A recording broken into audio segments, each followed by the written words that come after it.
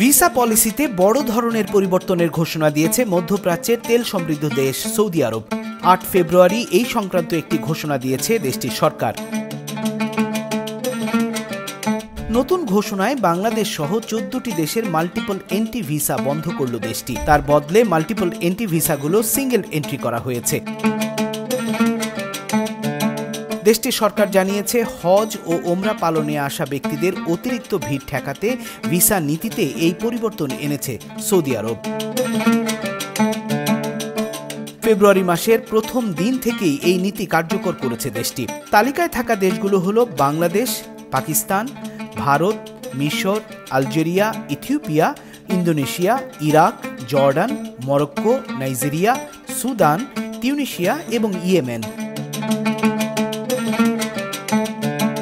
প্রতিবেদনে বলা হয়েছে, এখন থেকে দেশটি পর্যটন, ব্যবসা ও পারিবারিক সফরের জন্য সিঙ্গেল এন্ট্রি ভিসা ইস্যু করবে দেশটি।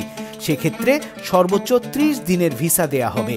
তবে ওমরা, হজ, কূটনৈতিক এবং রেসিডেন্সি ভিসা নিয়ম অপরিবর্তিত রয়েছে।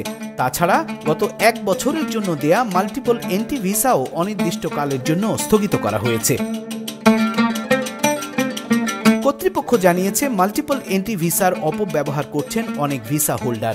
কিছু ভ্রমণকারী দীর্ঘমেয়াদী ভিসায় ভ্রমণ করে অনুমতি না নিয়েই হজ করেছেন।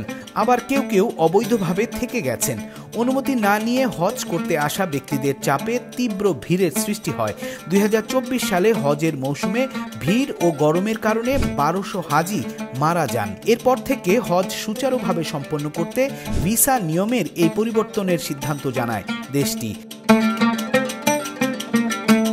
সৌদি কর্তৃপক্ষ এই বলে সতর্ক করেছে যে যারা নিয়ম ভাঙবেন তারা জরিমানা সহ নানা ধরনের বিধিনিষেধের মুখে পড়ার ঝুঁকিতে থাকবেন। এদিকে এই সিদ্ধান্তকে সাময়িক বললেও কবে নাগাদ মাল্টিপল এন্ট্রি ভিসা আবার চালু হবে তা নিয়ে কোনো কথা বলেনি কর্তৃপক্ষ।